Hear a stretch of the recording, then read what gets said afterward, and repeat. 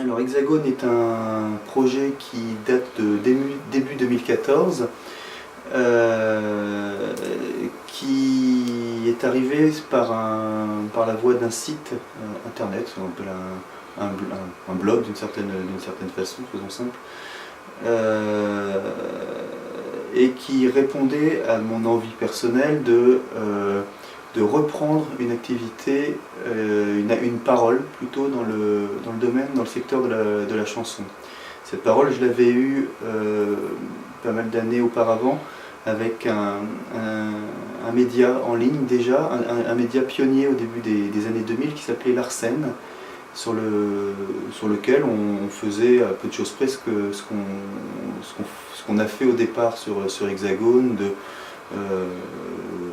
du média en ligne classique avec des chroniques d'albums, des dossiers. Déjà ça se fait assez peu sur internet, mais déjà la notion de dossier qui nous tenait à cœur sur des artistes.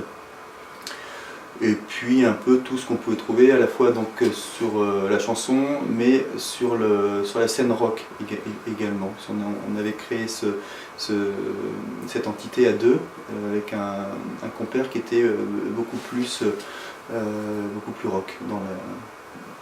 Et voilà, et donc ce Larsen avait existé en gros de 2001 à 2006 à peu près. Et puis après on a cessé cette activité. Chacun, on était une petite dizaine aussi là-dessus à faire, chacun pour diverses raisons, beaucoup des parcours professionnels, on était à l'âge où on fait des choix professionnellement et du coup on a arrêté.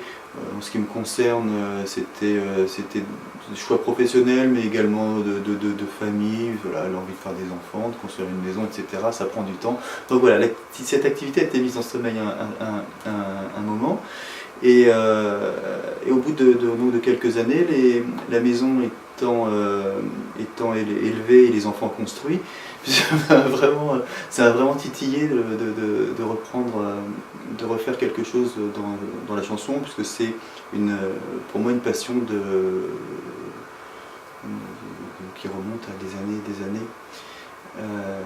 Mais pour le faire, je voulais pas faire un énième blog sur la chanson avec un truc de fans ou je sais pas trop quoi, avec des retours de concerts, etc. Je voulais quelque chose qui puisse, de façon complètement égoïste, me satisfaire moi à la base, c'est-à-dire assouvir ma passion pour la chanson, ma passion pour la photo et ma passion pour l'écriture. Voilà, c'était vraiment ma façon de conjuguer en fait mes différentes passions. L'idée c'était ça, c'était d'apporter quelque chose qui était vraiment un regard d'amateur de la chanson, parce qu'on est tous des amateurs de la chanson, mais en même temps un regard distancié. C'est-à-dire pas, je parlais de sites de fans, choses comme ça, c'est pas du tout un regard de fan, mais un regard de journaliste en fait, qui essaie de faire son travail correctement et de rendre compte, c'est le boulot du journaliste, de façon tout à fait honnête des choses. Voilà. Alors, moi je suis pas quelqu'un qui me satisfait de ronronner. C'est-à-dire qu'à partir du moment où quelque chose est en place, il faut le dépasser, quoi, parce que sinon on recule. Si on n'avance pas, on recule. Donc il faut toujours, je regarde toujours l'étape d'après. Et c'est ce que j'ai voulu faire avec Hexagone. C'est-à-dire que quand j'ai créé le site en 2014, un an après, en avril l'année d'après, on a créé la Black Room ici, pour organiser des concerts notamment, voilà, un rythme, on a très vite pris le rythme d'un concert par mois. On en fait moins aujourd'hui avec la revue parce qu'on prend tellement de temps qu'on peut pas tenir la cadence, mais on continue d'en faire. Donc c'est une petite salle qui nous est propre, qui sert pour faire les concerts, mais qui sert également de studio de photo. Donc c'est vraiment la photo a pris un peu le pas aujourd'hui par rapport à la revue. Et la revue donc est apparue un an en fait encore après. Je dis qu'elle est apparue un an après, en avril 2016, parce qu'on a lancé le numéro 0. Le numéro 1 est est arrivé en septembre 2016, mais le numéro 0 est arrivé en avril, de façon à présenter le projet à tout le monde. Là encore, de la même façon, toujours dans des proportions modestes, ramener à ce qu'est la chanson aujourd'hui, à la façon dont elle est regardée et dont elle est consommée aussi. C'est malgré tout un succès, puisque la revue, là on vient de boucler le 4e numéro, donc ça veut dire on termine un premier exercice, on fonctionne par saison, un trimestriel. Voilà, quand j'ai lancé cette idée, je n'étais pas du tout persuadé qu'on fasse une année déjà. Donc là on l'a fait et on est en train de préparer la 2e, donc c'est plutôt bien. Avec toutes les réserves que ça suscite évidemment, parce qu'on a lancé cette revue qui est donc une revue qui fait pratiquement 200 pages actuellement, donc qui a un objet qualitatif, comme qu'on a apparenté à un MOOC, comme la revue Schnock ou 21, voilà. Et qu'est-ce que je voulais dire par rapport à ça, on est tous bénévoles. Ça, c'est la grande difficulté de la presse aujourd'hui, de la conjuguer au milieu de la chanson, c'est que voilà, c'est deux secteurs en perte de vitesse d'une certaine façon. Donc on n'a peut-être pas choisi en tout cas, ce qui est certain, c'est qu'on n'a pas choisi le meilleur terrain. Si on voulait se faire de l'argent, c'est pas là qu'il fallait aller. Ça, c'est sûr. mais là encore, c'est la passion qui parle. Et l'idée de créer cette revue qui semble complètement à contre-courant, et qui est vraiment à contre-courant, c'est de se dire, essayons malgré tout. C'est un essai, c'est une tentative.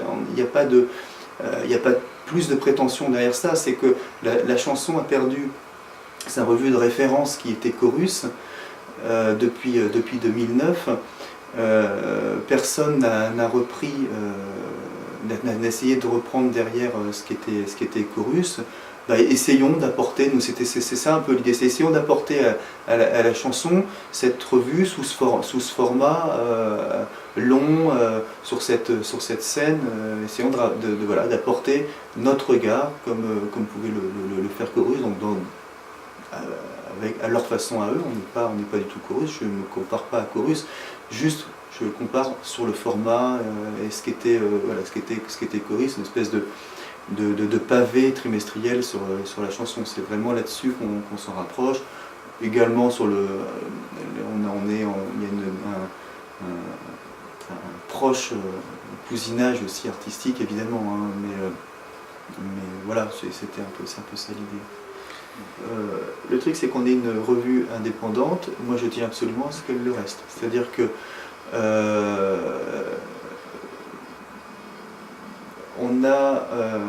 je disais tout à l'heure qu'on ne veut dire de mal, on ne veut pas casser de l'artiste, mais moi je veux pas non plus, on parlait vulgairement, pisser de la copie et faire du papier de complaisance. Ça, c'est pas du tout la politique de la maison.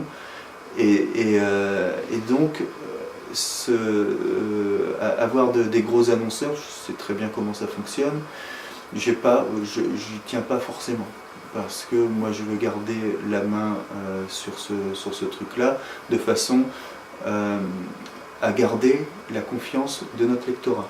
Ça me semble, c'est primordial. Aujourd'hui, je pense que parmi les gens qui nous lisent, c'est aussi parce que ils nous suivent depuis le début, ils savent qu'on est là pour leur parler d'artistes qu'on apprécie, de coups de cœur, et ils ne sont pas là pour entrer dans des histoires économiques, dans des histoires de conflits d'intérêts ou d'économie ou je ne sais pas trop quoi.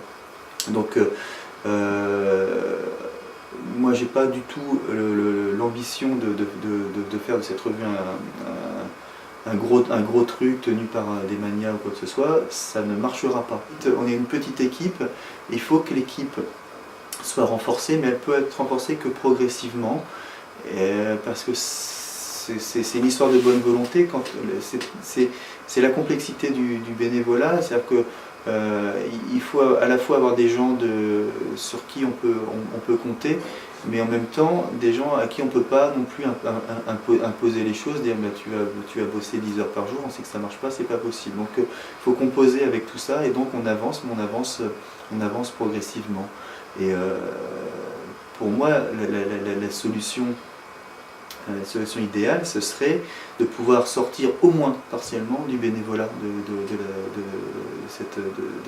cet asso, de façon à gagner en souplesse pour la rédaction. Moi aujourd'hui j'écris beaucoup trop dans cette revue. Il faudrait que je puisse me dégager beaucoup de temps justement pour cette partie, pour créer des partenariats, trouver des annonceurs, être également plus présent sur les lieux qui demandent ma présence, sur les festivals, etc., etc.